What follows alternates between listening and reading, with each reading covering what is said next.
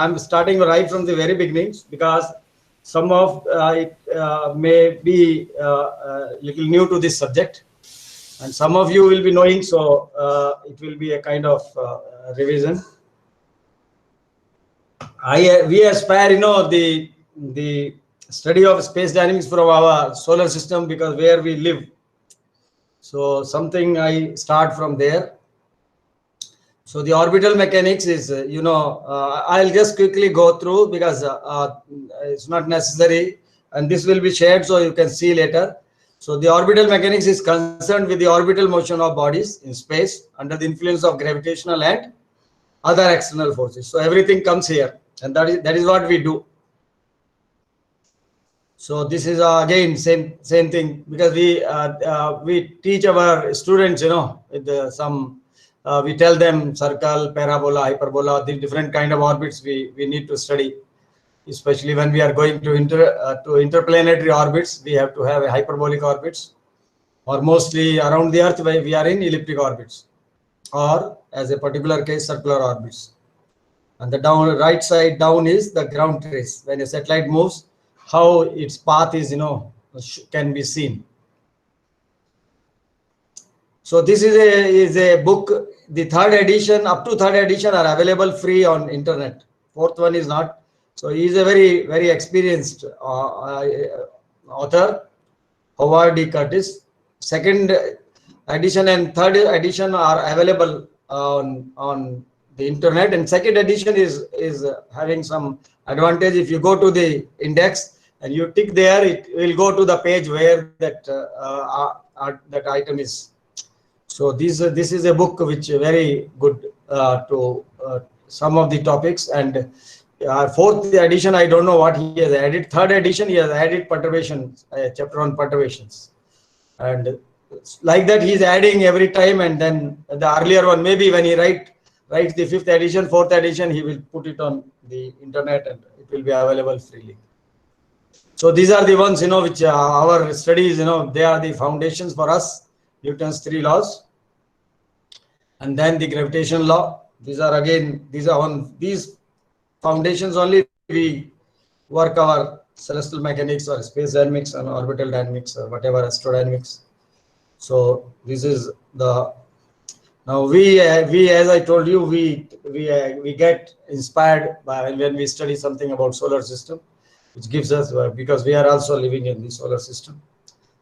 So you can see here around Sun. Now we have only 8 planets. Pluto has been removed from that list, and it became a draft planet because similar to planet, they found so many other objects, and that's why it lost the status of the planet. So this is the definition of the modern solar system. Planets inside the orbit of Earth are called inferior planets. They are only Mercury and Venus because which are nearer to the Sun than us. And then superior planet, all other planets outside us, that is Mars, Jupiter, Saturn, Uranus, and Neptune, they are the superior planets. And then we are also called planets inside the asteroid belt. There is this asteroid belt I will talk because that is very important for study because those are the ones from which the Earth, there are millions in number, millions or even billions, we do not know, from where only Earth is having the danger of their us.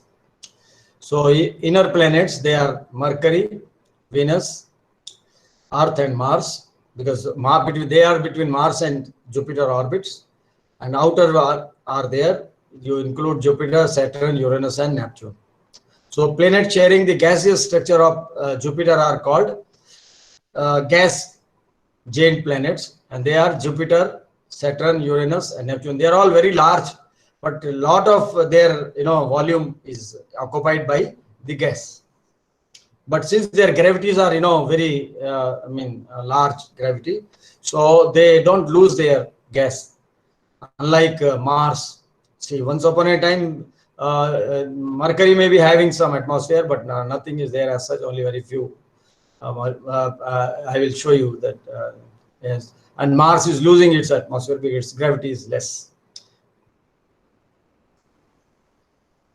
Now these are the inner planets: Mars, Earth, Mercury, Venus. And you see this beautiful figure. So they, in their, if you reduce their sizes and they put their thing, then they look like this: Earth, Venus, Mars, Mercury, and Pluto. So Pluto, of course, is not a planet, but anyway, just for comparison purpose, it has been shown here. Now this is, you can see the radius, mass, because these are all important when we calculate some of the parameters. So just to show you, see how large is the sun around which we are all revolving. See, that is 6,95,000 kilometer radius. And mass, you can see 1.99 into 10 to the power 30. And we come into the order of 10 to the power 24. Only Jupiter has got some comparison. It is only, it is around 1,000 times less mass than sun. All others are much smaller. And you can see the inclination. So because by definition, the inclination for Earth is, because we are, the plane in which Earth is moving around sun is called ecliptic plane. So our inclination by definition is 0. But all other with respect to this plane in which Earth is moving around sun, that is Mercury has 7 degrees, and then the nearest and the farthest, as per earlier study, 17.16 degrees. All others are, you see, not that much large. Venus has 3.39, but Mars, Jupiter, Uranus, they are all quite less than 3.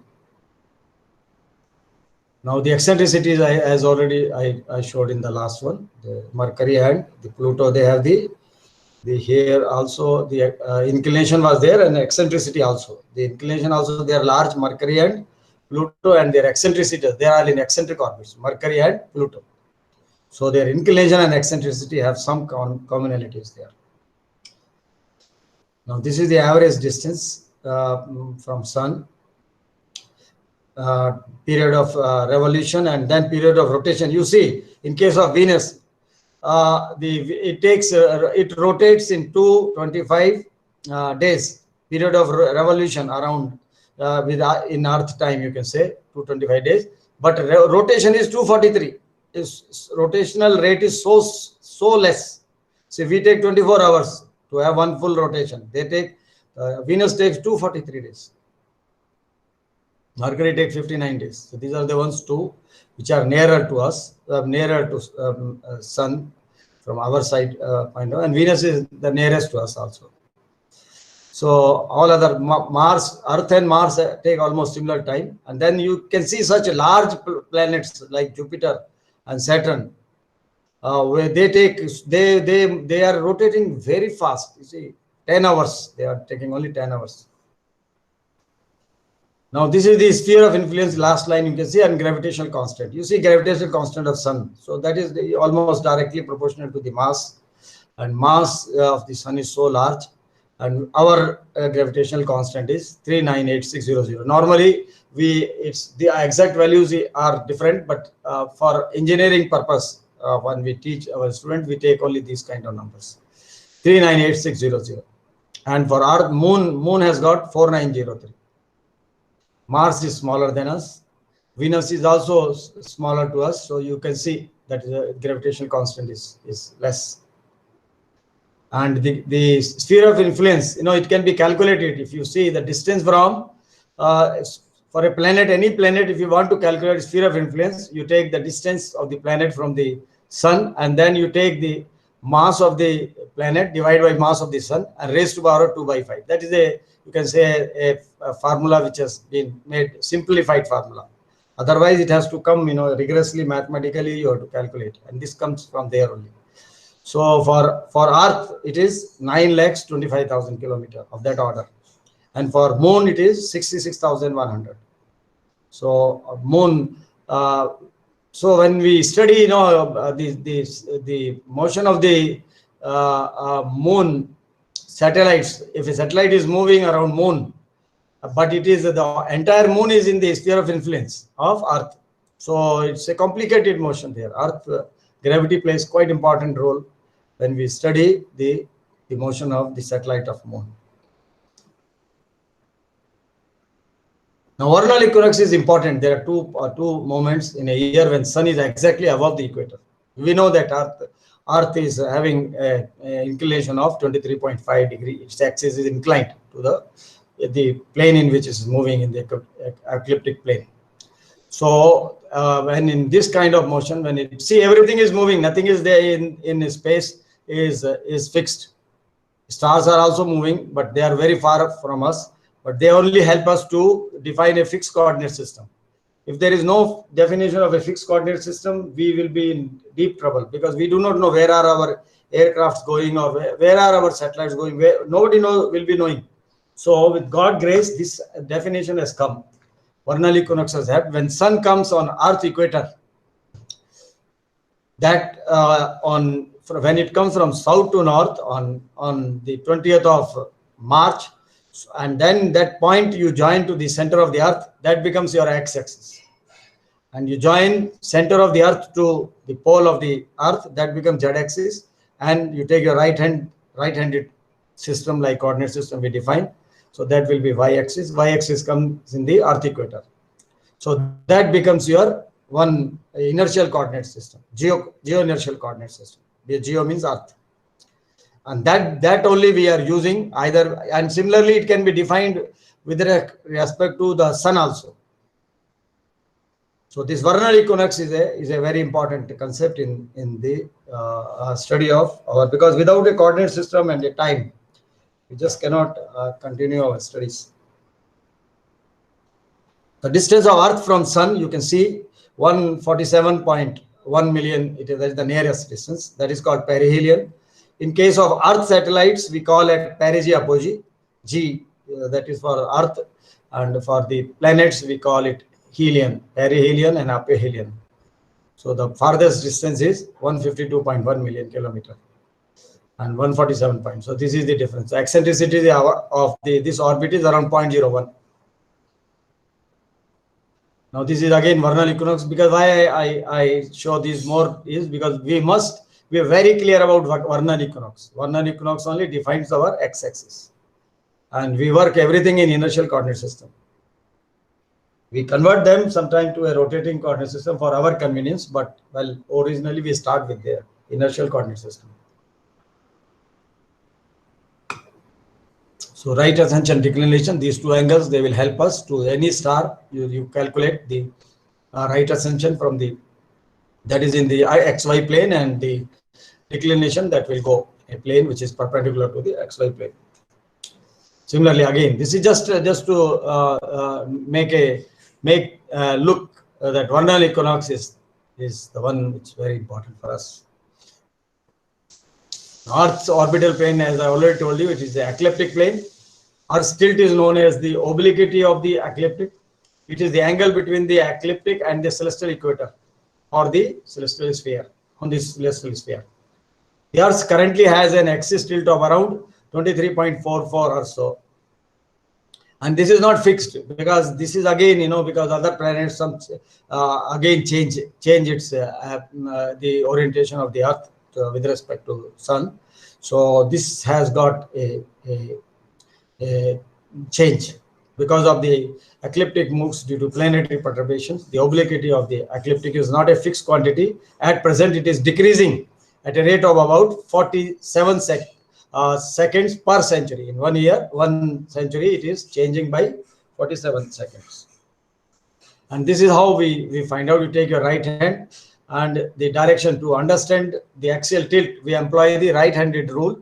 When the fingers of the right hand are curled around the direction of the planet rotation, in the direction in which planet is rotating, the thumb points in the direction of the North Pole. That is how we define this, and examples are there. You see in the Earth, you can see the thumb there. So that is your North Pole.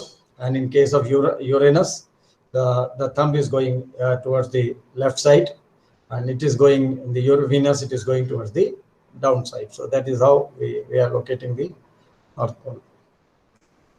Long-term variation. The long-term variations are there. So you can see here, for the past 5 million years, Earth's obliquity has varied between 22 degrees 2 minutes and 33 seconds to 24 minutes 30 minutes and 16 seconds, with a mean period of 41,040 years. This cycle is a combination of precession. Precession is due to the gravitational pull of sun, and the nutation will come. There is not written here. That is because of the moon.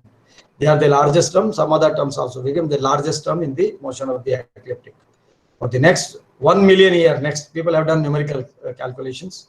The cycle will carry the obliquity between 22 degree 13 minutes 44 seconds to 24 degree 20 minutes and 50 seconds. Mercury. Quickly I go through so that just because we get motivation from some study from the solar system, and then we go to our areas. Mercury possesses a thin exosphere made up of atoms blasted off the surface by the solar wind. Because solar wind, a lot of effect is there and striking meteorites. Mercury's exosphere is composed mostly of oxygen, sodium, hydrogen, and helium and potassium. So only these are all atoms blasted off.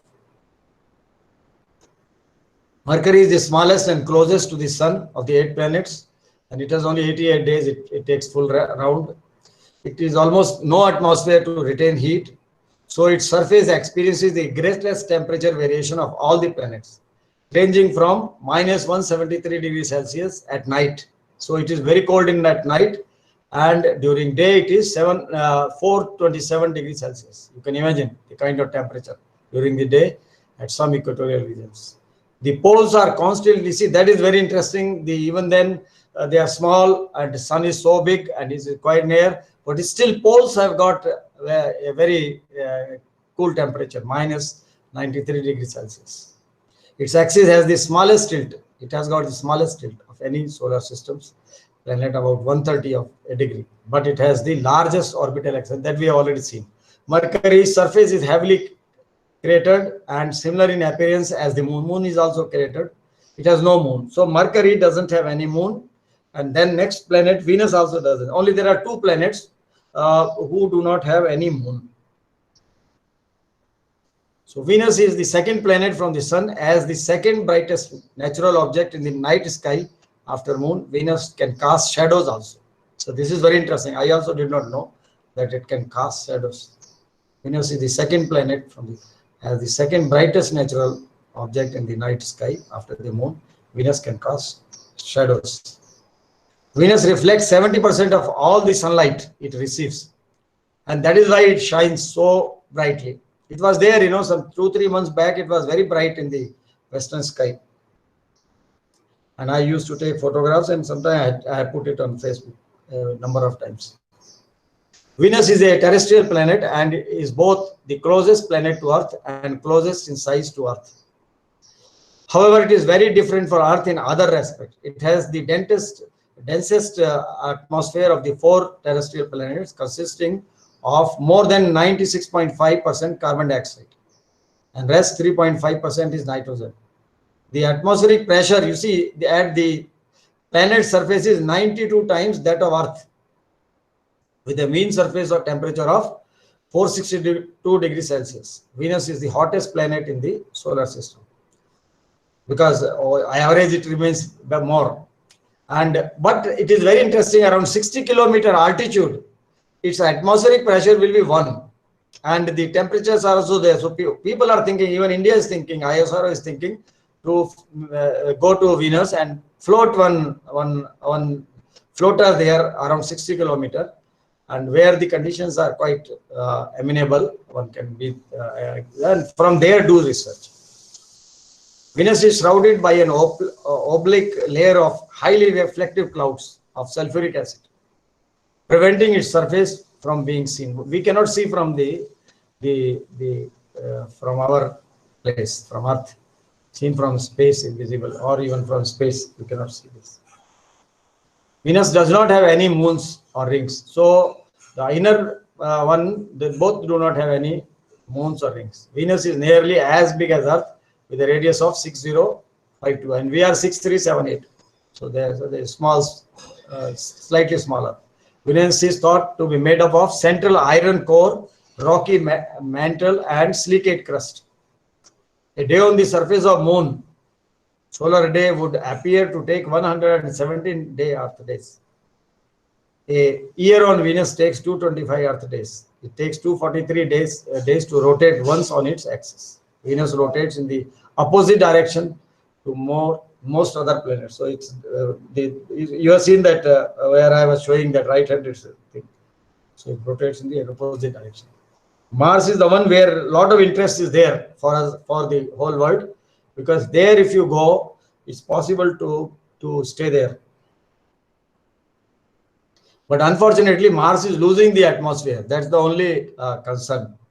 Mars is the second smallest planet in the solar system after Mercury. It is often referred to as the red planet because of the reddish iron oxide prevalent on its surface and gives it a reddish appearance. Mars is a terrestrial planet with a thin atmosphere. 96% is carbon dioxide. So just like that, we cannot be there. Some certain thing has to be used there, or from carbon dioxide, oxygen has to be taken out. 191.93 argon and nitrogen, etc. And having surface impacts of the craters like that of Moon, and deserts and polar ice caps on as of Earth. So all at the pole they are cold. The rotational period and seasonal cycles on Mars are similar, because rotational period, it is also having axis tilt. So this also has similar to Earth. Mars gravity is about 1/3 that of Earth. Mars is the site of Olympus Mons, the largest volcano in the solar system, and second highest known mountain in the solar system. Mars has two moons. The photos you can see, Phobos and Deimos, and the sizes are also you can see there. See that there are thought that instead of going to Mars becomes another problem is Mars. We do not know when a storm will come on Mars, and when a storm comes on Mars, the storm can go up to 100-kilometer altitude. See, only one mission has gone. I will be telling that a little. So what people think that first they go to these fellows, and then from there, whenever opportunity comes, you go to the Mars, because they are not that far from Mars. That is one thought. Maybe future Russians were trying also, but I think their mission has got into problem. But this is a very good thought, that even Phobos anyway 27 by 22 by 18, and since their gravities will be very less, so when it comes, the probe comes there, it's the velocity by which it will be coming there, it will not be very large. So you need only little propulsion to control the velocities. Mars has the largest dust storm in the solar system, reaching a speed of over 160 km/h. These can vary from a storm over a small area to gigantic storms that cover the entire planet. They tend to occur when Mars is closest to Sun.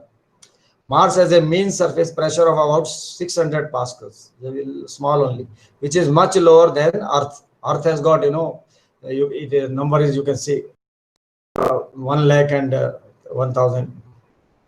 The surface of Mars has a very low thermal inertia. It heats quickly when sun shines on it. It's the largest volcano on Mars. The largest volcano in the solar system is Olympus Mons. It is 624 km in diameter. You can imagine. The altitude of Olympus Mons is 3 times the altitude of the largest peak on Earth, Mount Everest. So it is 3 times of that. And this is the only one so far successfully gone, and is still there. Curiosity is a small-sized rover. Its 2-year mission was extended indefinitely in December 2012. On August 5th, 2017, NASA celebrated the 5th anniversary of the Curiosity over landing. The rover is still operational, and as of July 27, 2020, Curiosity has been on the planet Mars for 2912 total days since landing on August 6, 2012. The rover's goals include an investigation of the Martian climate and geology. So a lot of research, this mission has done. It's a great achievement for the humanity. Curiosity's landing site is on Olis Palus near Mount Sharp. So it is shown here. Now Jupiter, this is the largest planet. You can see Jupiter rings, but Jupiter rings are not visible easily. Jupiter has 3 rings, but they are very hard to see. So this is a view of the Jupiter's north pole. Jupiter is the largest planet in the solar system. The atmosphere is about 88 to 92% hydrogen and 8 to 12% helium. By percentage volume of gas molecules, its atmosphere is approximately 75% hydrogen and 24% helium by mass. So by volume and by mass, they are different. With the remaining 1% of the mass consisting of methane, water vapors, ammonia, etc. Its great red spot is a giant storm bigger than Earth. Jupiter is surrounded by more than 50 moons. The Galilean satellites, they were by Galileo by telescope itself, he located these. These are quite big. The 4 largest moons discovered by Galileo in 1610, Europa, Callisto, Ganymede, and Io. These are the ones which the Galileo at that time, when he invented telescope, he found out this. These are their size of that kind. We can see, we have seen from here also, we had a small telescope in our university, and all 4 we could not see, 3 we could see from here. Jupiter's great red spot. The great red spot is a huge storm measuring 12,000 by 25,000 kilometers. It is a persistent high pressure region in the atmosphere of Jupiter, producing an anticyclonic storm, the largest in the solar system, 22 degrees south of Jupiter's equator. An anticyclonic storm is a weather storm where wind around the storm flow in the direction opposite to that of flow above a region of low pressure. While Jupiter's cloud patterns change within hours or days, like on Earth, this spot has lasted for over 300 years. So the last 300 people have located this. You see now the size of Earth and size of Jupiter. Earth, the small Earth you can see on the right side. It has over 300 times the mass of Earth. And Jupiter diameter is over 10 times greater than Earth. If you weigh 180 pounds on Earth, you would weigh 426 pounds at Jupiter's cloud top. Because the clouds are there at the top. The Jupiter is 5 times further from Sun than Earth. Now it has got a very large oblateness. So when we study, oblateness, and a lot of us have studied oblateness. In fact, my doctoral thesis started with oblateness, taking the bigger primary and taking both the primaries as oblate asteroids. So I had a lot of fascination for oblateness. So oblateness of Jupiter and Saturn reveal their rocky cores. Jupiter probably has a rocky core, several times more massive than the Earth. The core is surrounded by a layer of liquid ices, water, ammonia, methane, and associated compounds. On top of this is a layer of helium and liquid metallic hydrogen, and an outermost layer composed primarily of ordinary hydrogen and helium. So this is how it is. See, people have done, by sitting here, they have done all research. Atmosphere. The visible surfaces of Jupiter and Saturn are the tops of their clouds. The rapid rotation of the planets, both repeat, only 10 hours they take full round. We take 24 hours. Planets twist the cloud into dark belts and light zones that run parallel to the equator. The equatorial regions rotate slightly faster than the polar regions. On Earth also, when our atmosphere rotates, it is not uniform all through. For both Jupiter and Saturn, the polar rotation rate is nearly the same as the internal rotational rate. And the magnetic field, you can see Jupiter. Jupiter is 4 in terms of Gauss, 4.225. All others you can see are very less. Only sun spots. Only sun has got the such a huge this thing, magnetic field. Saturn looks beautiful because of its rings. Saturn is around 95. It has about 9 times Earth's diameter, 95 times as massive as Earth, 1.4 billion kilometer from Sun. It orbits Sun in 29.5 years. So it takes 29.5 years to take one round. Largest planet is Titan. Diameter is 5100. So you can see diameter. So it's quite large. It's slightly smaller than Venus, but that is 6,000. No, this is diameter, that is radius there. So it's of course small. 7 others are between 300 and 1500 kilometer diameter. 74 small moons. And you see maximum eccentricity, oblateness is for Saturn, because equatorial radius is 60,268 kilometer.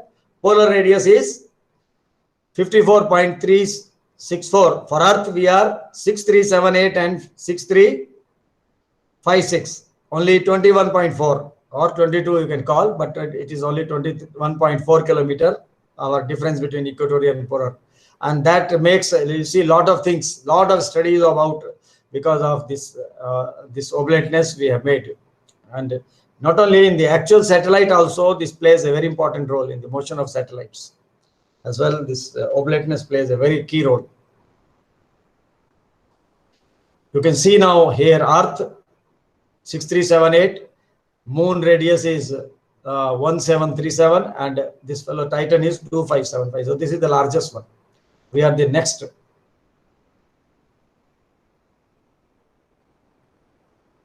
And lakes are there on Titan. Lakes have been found on Titan. Planetary configuration. Now we should know the configuration. A planet farther from Sun than Earth. Opposition. Planet is closest to Earth and appears to be opposite the Sun. As viewed from Earth, we'll see then the figure, you can see more better. Conjunction. Planet is farthest from Earth. The Sun lies between planet and Earth. And quadrature is planet is 90 degrees from Earth's sun line. You can see here now opposition is Earth is there, Sun and between Sun and the planet, the Earth is in between there. And conjunction is, that is the other side. It will be farthest. And it is when Earth is in between, this is the conjunction. And perpendicular, when it is there, that will be the quadrature. Because these terms need to be known to us. So this is again another figure where you can see these quadrature, opposition, and other things. Now, asteroid belt is the region of the solar system located roughly between the orbits of planet Mars and Jupiter. You see, their number is very, very large. Still, the more sophisticated, instruments are coming, and more, satellites, telescopes, and other things are going in space, checking and doing. So more these asteroids are being found. And you see the other one, Jupiter. When you see Sun and Jupiter, and you say L4, L5, the Trojans are there. This side, right side is Greeks is written, and they are Trojans. So they are the L4, L5 places of Sun and Jupiter. And L4, L5 are stable for Sun, Jupiter. I will tell you where it is not stable, but they are stable for this system. When the critical mass is the mass parameter mu is less than 0.038. So this is, of course, for Jupiter it is less than that. It's only 1 by 1000. So these are, you can see that there are quite a good amount of Trojans. They are all in stable orbits around the L4 and L5, the other side. But these are all others are there moving around the Earth. They are also moving, but Sun is moving, Jupiter is moving around Sun, and in that same relative configuration, they are also moving. But these other ones, which are there white in number, they are the ones which are so many. Now the danger comes, when some of these elliptical asteroid orbits, they cut our Earth orbit, or because Jupiter is so big, so heavy, and so much is gravity. Sometimes it attracts them and changes their orbits. Sometimes it can even capture them, but sometimes it changes the orbit also, and the path changes and they enter into the cut the Earth orbit. There only we have the problem. If you see Google News, and then every day you can see some orbit, some object is going. Of course, those numbers are larger, but in space, a 1 million kilometer or 2 million kilometer is not called very large. So they give this because now a large number of people, they do research. And the group is there where if something happens, supposing something is about to hit Earth, then how to avoid it. So there is seriously a group works over that. And you can see in this figure also the Trojans, because of my interest is there, my one of research, if I do some research, likely to be on Trojan asteroids, because we feel still some more research need to be done there. Trojan asteroids. So they are all stable, and they are L4, L5, and Sun and Jupiter. So these are all interesting figures. So this is all, some of these asteroids, they are cutting, Earth's orbit. So that's I just am showing you these figures only to say that this danger can come sometime to us. There is a large group of Earthen asteroids, and these so many in number, and they also, sometimes are crossing our Earth orbit. So these are all just taken. I just when I prepare a lecture, I go to internet and then try to capture some good figures, and where I can explain sometime. Now this is the size of the Mercury, Venus, then Earth, and then the Mars, and then the Ceres. That's the dwarf planet, the small one. So this is to the size. I mean, when you size to scale. A terrestrial planet or rocky planet is a planet that is composed primarily of silicate rocks or metals within the solar system. The terrestrial planets are the inner planets. Closest to that's the definition of the terrestrial planet. Now you see, this system is a very wonderful system, Pluto and Cairo system. You see, the mass of the Pluto is around 110 of Pluto, and in this case 110 will violate that point, 0.038. In this case, L4, L5 are also unstable. So when we study orbit in this system, Pluto-Cairo system, L4, L5 also become unstable.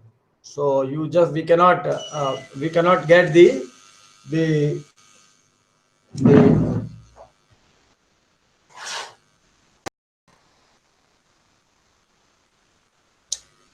so we'll have to change. When I was doing my PhD in the early 70s, this Cairo was found only later, after I completed my PhD.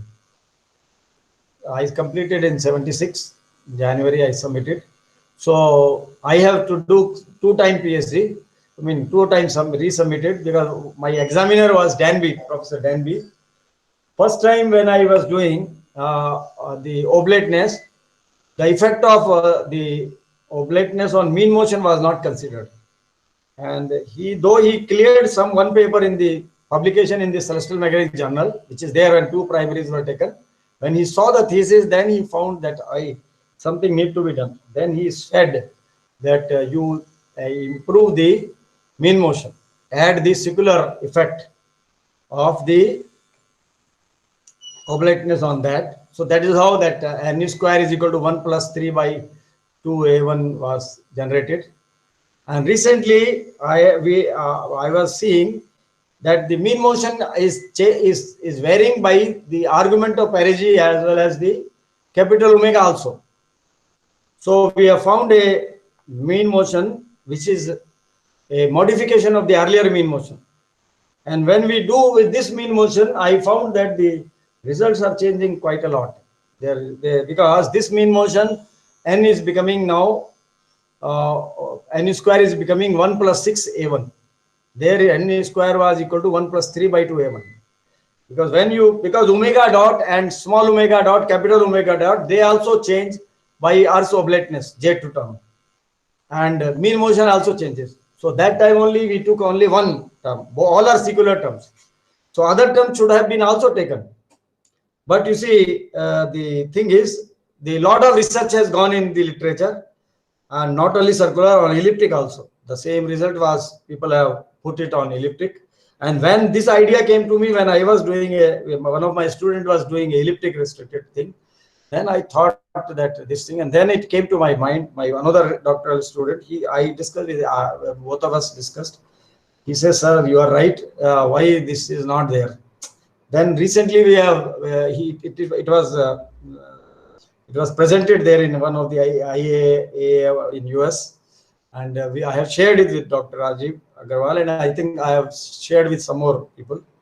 I think people should read it and see whether they can do something better in earlier research, because every result is going to change, and some of the results may change nicely. A lot of change may come. So Pluto is no longer a planet. Pluto was discovered in 1930, and the largest moon Cairo was discovered in 1978. Because at that time when I was doing, I never knew any Cairo, etc. Otherwise, at least it would have been included, and then some comment we would have made on the when mu is more than the critical mass, because all other planet, all other system, that critical thing, critical mass 0.038, that is satisfied, whether it is Sun Jupiter system or any other system there, except this now. So it takes 248 years. It is also, it's very cold. You see, the surface temperature is minus 233 to 223 degrees Celsius. It's very, very cold. Pluto and its moons are now known as just as large example of collection of the objects of Kuiper belt. And there are so many objects like now Jupiter, like Pluto, but now they may not be as big, but they are also are reasonably larger. It is estimated there are around 70,000 icy objects with the same composition as Pluto, which measure around 100 kilometers across or more in Kuiper belt. And according to new rule, Pluto is not a planet. It is just another object in Kuiper belt. So Kuiper belt is a disk in the outer solar system extending from orbit of Neptune. Neptune is around 300. AUE means astronomical unit. That is the 1 astronomical unit means the distance between Earth and Sun. That is 1 astronomical unit. And this is 30 astronomical unit. Is approximately 250 astronomical unit. That is, in that there are a lot of, that area is called Kuiper belt. Like the asteroid belt, it consists mainly of small bodies or remnants from when the solar system was formed. While many asteroids are composed primarily of rock and metal, most Kuiper belt objects are composed largely of frozen volatiles termed ices, such as methane, ammonia, and water. The Kuiper belt is home to 3 officially recognized dwarf planets: Pluto, Huma, and Makemake. So you can see here Pluto's inclination, you can see Neptune, Uranus, etc. Kuiper belt, you can see. Then modern solar system, and these are all, the dwarf planets: Ceres, Pluto and Cairo system, and then Huma, Makemake, Eris, and more will come. So this is another figure, looks nice. Pluto, they are showing clearly it is eccentric orbit and having some inclination. Why, when we see this figure, we get that feeling. Neptune. Now Kepler's laws of motion, by which we after this only our celestial mechanics became rationalized.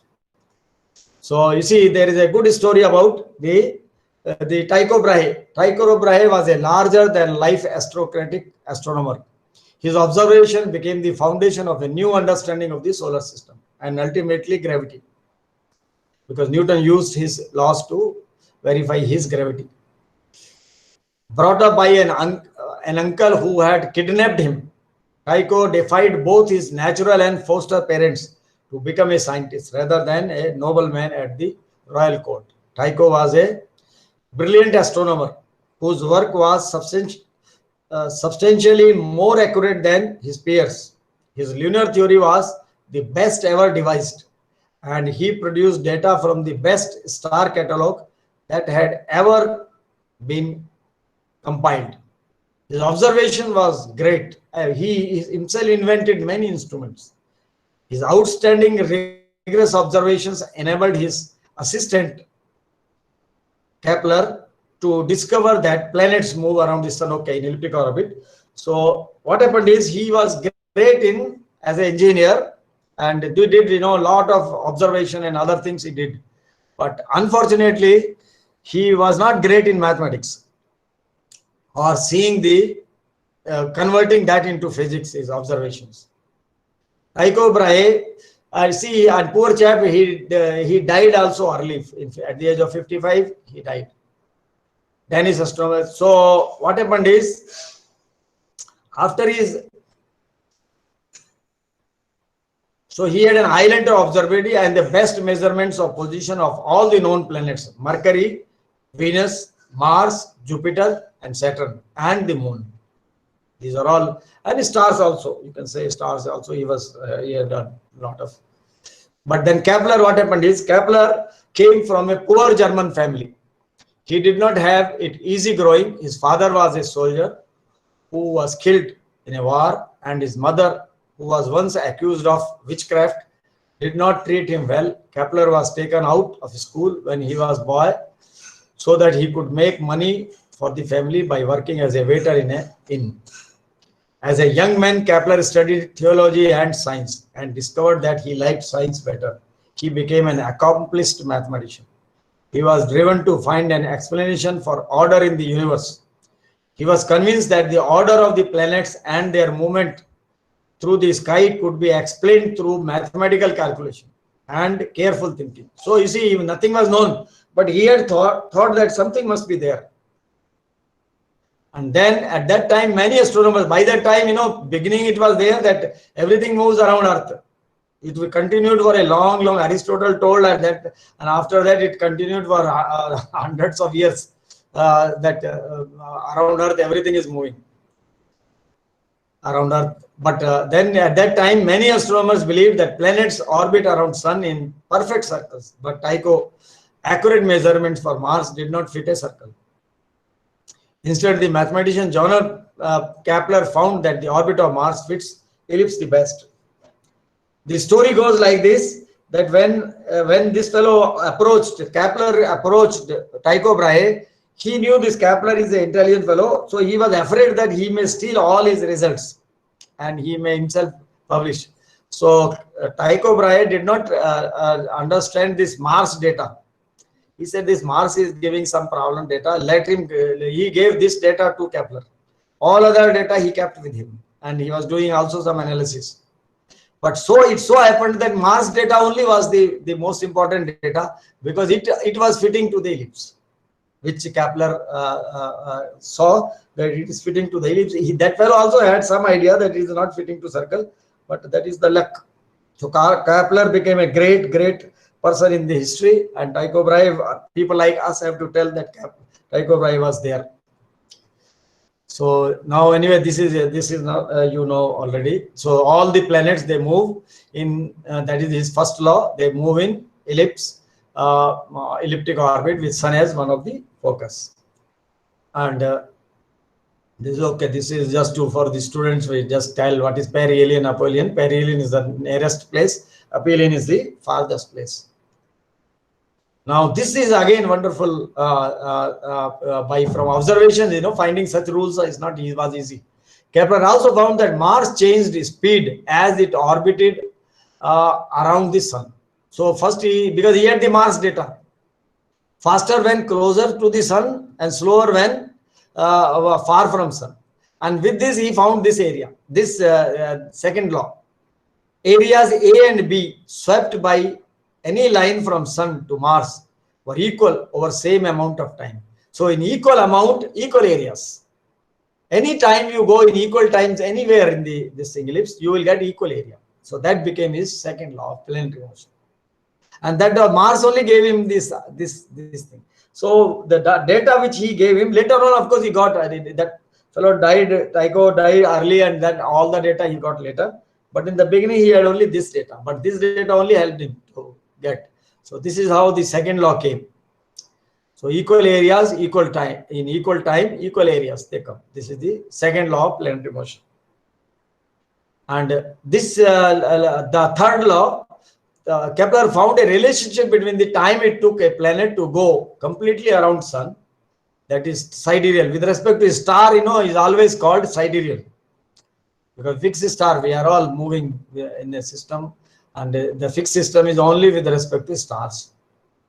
And the average distance from the sun, R. So he found that T1 square by T2 square. If you take two planets, T1 square by T2 square, and the unit is the 1 unit is the 1 year the Earth is taking to take one round around sun. And the unit of the distance is also one astronomical unit, the distance from Earth to sun. Then if you take in that, then he had this R1 cube by R2 cube. This is his third law of planetary motion. So his third law, of course, they did not come over in a 1 year or like that. It took a lot of time, but well, the Kepler in Germany, if you go, there are Kepler road, line, lane, building, so many things you will find. Kepler is such a respected person in Germany. Kepler's laws of planetary motion. So these are the ones I just explained to you: first law, second law, and third law. Now, when you put that, Kepler's third law, you can make it 1 unit. For if you take our Earth thing, it takes 1 year, and the distance between the Earth and Sun is 1. When you substitute those things, you will get T1 square is equal to R1 cube. So anything you can directly get, the period of one planet, and you can calculate their distance. We have taken the example there. See, the time to orbit Sun is observed to be 1.88 Earth years. So it has to be in Earth years. Thus, the Kepler third law, you have the period square is the radial distance cube. So radial distance is 1.88. Period is known, 1.88 Earth year raised to power of 2 by 3. So 1.52 astronomical unit. So this is one astronomical unit is 1.496 into 10 to the power 8 kilometer. That is the distance between the Earth and the Sun. And similarly, you can use this to find the orbital period. The observed average separation of Pluto from Sun is 39.44 astronomical unit. And from Kepler's third law, we can again find period is equal to R raised to power 3 by 2. So R is known to you, 39.44 raised to power 3 by 2, 248 years. So that is how you get the orbital period. So this law, these three laws became so great, and still we use them. Now, how long does it take to take a trip to Mars? You assume both orbit of Earth and the Mars around Sun to be circular, join them with an ellipse, and then you should be at ellipse. You should be at in ellipse. You should be at the opposite directions. In the blue and red you see there. When you are on Earth, you should be at blue, and then by the time the Mars comes, you should be there at the other end of the major axis of the ellipse. Then this is called Hohmann transfer. And we use all in the interplanetary, this concept is used. So you can have the calculation by the same law. Earth 1 astronomical unit, Mars 1.52. And then you find out the semi-major axis. You add both of them, divide by 2. And that is now you use your A square P cube formula. So period you get equal to 1.41. So we we only want half the period because it is the full period. To reach up to the Mars, you need only half. When you take half, 0.707, so it becomes 258 years. So simple. So this is the minimum period if you want to go from Earth to Mars, 258 years. Around 8.5 months it takes. So that's why, when our missions, there is some slowness has come. Otherwise, there was a human mission also was planned to go to Mars and stay for some time there and then come back, or at least take some round there and then come. Some missions have been planned. Let us hope when we will be able to see them. When we compare, that A square T cube, you can see that, they match very well.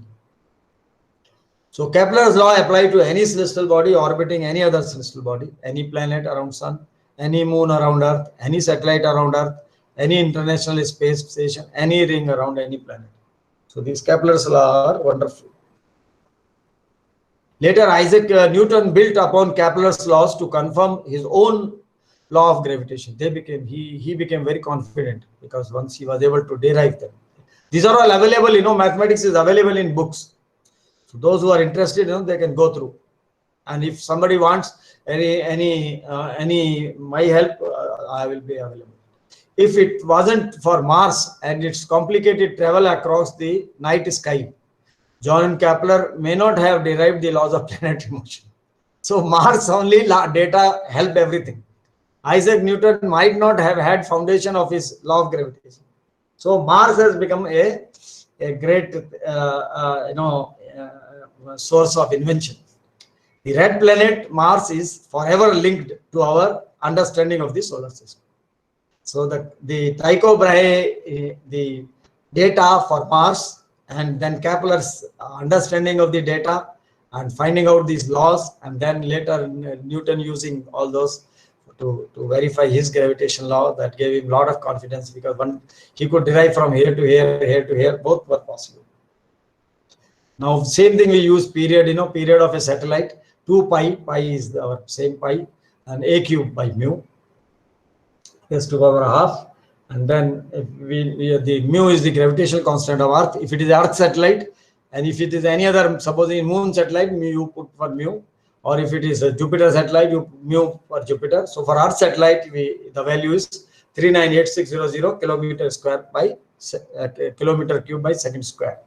And mu for Sun is a big number, 132715 into 10 to the power 6 kilometer cube second square. So for Earth satellite, if supposing semi-major axis is it's dependent, even if you have elliptic orbit, circular orbit, period depends only on semi-major axis. You can always find semi-major axis for a elliptic orbit. So you can see here period of the Earth satellite is 2 pi 8000 cube by 398600 raised to our half. So because our gravitational constant is in terms of kilometer and second square, so you will get in terms of second. The answer will be in second, convert into minutes. So that is our 118.68496. So minimum period when you have for any satellite, it will be around 88 minutes or so. Less than that, normally a satellite around Earth will not exist. Now, the true anomaly eccentric, these are the very important concepts in orbital dynamics or space dynamics. The true anomaly is measured from focus. Eccentric anomaly is measured from the center of the ellipse. Eccentric anomaly is familiar because in coordinate geometry this comes. When we were studying at that time itself, we knew when we were studying this coordinate geometry, eccentric anomaly, because it was important. He was very important, and this is very important for us in orbital dynamics. True anomaly, and they will see when they are related. Now, when true anomaly is known, P is the point. How to get eccentric anomaly? You draw a perpendicular, join is to the circle. That is called auxiliary circle, and join it to the center of the ellipse. Then that is the corresponding to the true anomaly. And true anomaly has got, some people call it through nu. This is nu, or some people will call, in some books it will be called by f, small f, and some people will call it by theta, Greek letter theta. So these numbers will be, but mostly for eccentric anomaly, capital E is reserved. And for Earth satellite, perigee, apogee. The distance from Earth, the minimum distance is perigee. Radius, we will call it radius. There is a difference between perigee radius and perigee height. Height will be over the surface of the Earth, and the radius will be from the center of the Earth. And apogee, radius. So these are from the center of the Earth. So this is how these are defined. And you have the, you can see the some of the things here, the relation between the eccentricity and the semi-major axis, semi-minor axis. These anyway concept from coordinate geometry, and which we need them. So y is equal to a into square root of 1 minus e square sine e, and a is equal to a, and we can have a relation x is equal to, from this figure we can have a relation x is equal to a into cos e minus c. You can easily derive them without much problem. Now this formula we use to derive R relation, that is also important. This we have studied in trigonometry. A square is equal to b square plus c square minus 2bc cos a. Similarly the other ones. Now you see the downwards, R is equal to one equation for the radial distance. Radial distance is always measured from the focus, not from the center of the ellipse, from the focus where true anomaly is measured. And in terms of true anomaly, A and E, R is equal to A into 1 minus E square upon 1 plus E cos theta.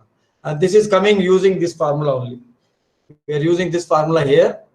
You can see here. And when we use this formula, and we can just derive this easily, R is equal to A into 1 minus E square upon 1 plus E cos theta. It's a very important formula for us.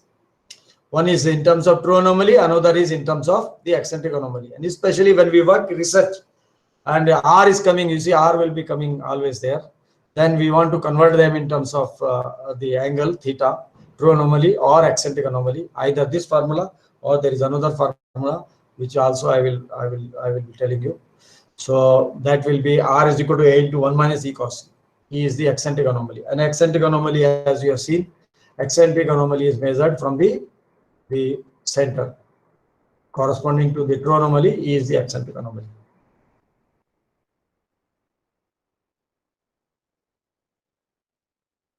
And see, there was one relation, one gentleman, he thought that he is also, so he generated this formula, A is equal to 0.4 plus 0.3 into 10 to 2 raised to power m. So he used this, and he says this formula is fitting well.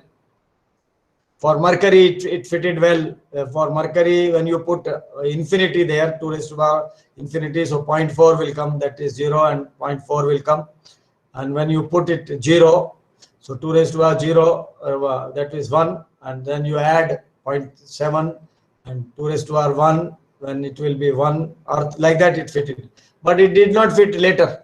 So this is called, we tell this also to students, that okay, this was historically, for, you see, when he came 0, 1, 2, and for series, when those asteroids are there, so where series was there, so that number also fitted for series well, and Jupiter it fitted well, and Saturn fitted well, and Uranus fitted well, but then Neptune it did not fit well. And then he was thinking whether some planet is there in between Neptune and Pluto, which will have a distance of, which will have the real distance of 39 or around that. Even that Uranus, Neptune also 30 and 38 is not a very good relation. But this is historically, that is how this law has been still recorded. Some people call it Bode's law, some people call both, must have been working, Titus Bode's law. So this is the thing here on our